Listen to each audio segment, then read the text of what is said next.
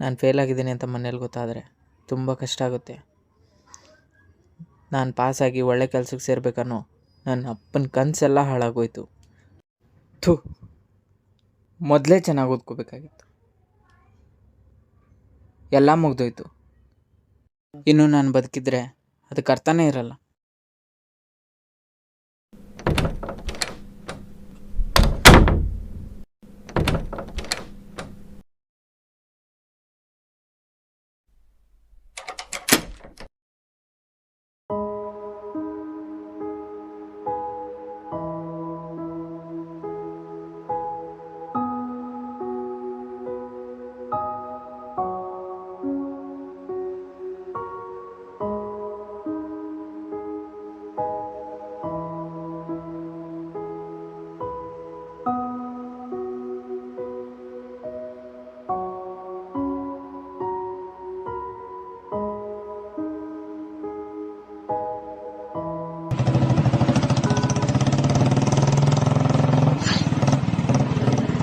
ಒಂದ್ಸಲನೂ bullet ಓಡಿಸ್ದೆ, ಅದು ಹೆಂಗೋ ಸಾಯೋದು?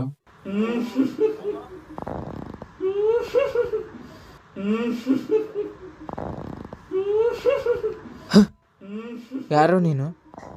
ಯಾಕೆ ನಗ್ತಾ ಇದೀಯ? ನಾನು ನಿನ್ನ ಮನಸ್ಸು. ಅದಿರಲಿ, ಏನಂದೆ? ಬುಲೆಟ್ ಓಡಿಸ್ತೀಯ?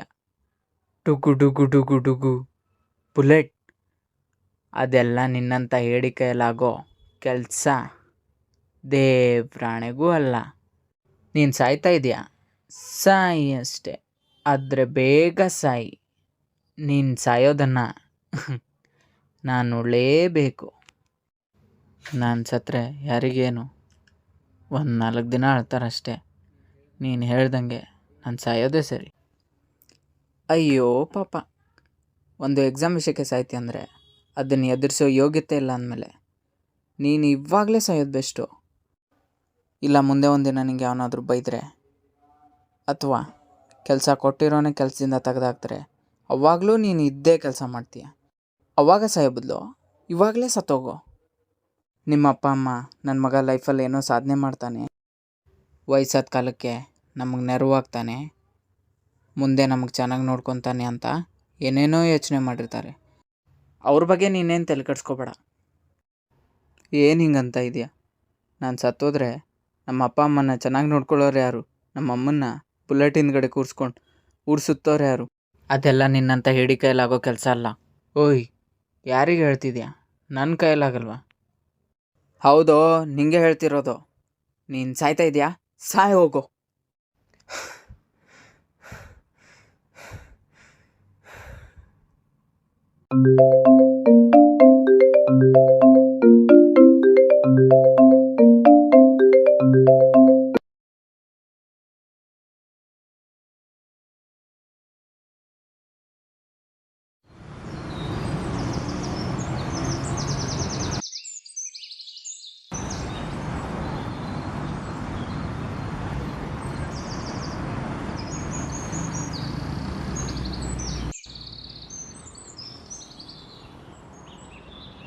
ಏನಪ್ಪ ರಿಸಲ್ಟ್ ಏನಾಯಿತು? ನಾನು ಫಸ್ಟ್ ಕ್ಲಾಸಲ್ಲಿ ಪಾಸ್ ಆಗಿದ್ದೀನಿ ಮಗ. ನಿಂದೇನಾಯ್ತು ಮಗ ರಿಸಲ್ಟು? ನಾನು ಅಷ್ಟೇ ಮಗ, ಫಸ್ಟ್ ಕ್ಲಾಸಲ್ಲಿ ಫೇಲ್ ಆಗಿದ್ದೀನಿ. ಹೋಗಿರೋದು ಎಕ್ಸಾಮ್ ತಾನೇ, ಜೀವ ಏನಲ್ವಲ್ಲ, ಹೋಗಲಿ ಬಿಡು, ಮತ್ತೆ ಬರಿಬೋದು. ಬಾ ಮಗ.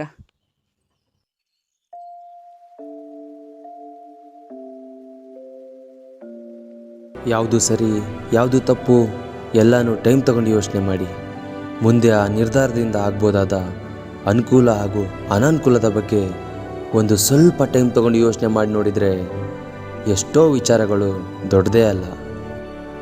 ಊರಿನಲ್ಲಿ ಹೋಗೋದಕ್ಕೆ ಕೊಡಲಿ ತಗೊಂಡ್ರಂತೆ ಅನ್ನೋ ಹಾಗೆ ಎಷ್ಟೋ ಜನ ಸತ್ತೋಗ್ಬಿಡ್ತಾರೆ. ಅದಕ್ಕೆ ನಿರ್ಧಾರ ತಗೊಳ್ಳುವಾಗ ಸ್ವಲ್ಪ ಯೋಚನೆ ಮಾಡಿ ತಗೊಳ್ಳಿ. ಇಲ್ಲ ಅಂದರೆ ನಿಮ್ಮ ಯೋಚನೆ, ನಿಮ್ಮ ನಿರ್ಧಾರ ನಿಮ್ಮ ಲೈಫ್ನ ದಿ ಎಂಡ್ ಕೂಡ ಮಾಡ್ಬೋದು.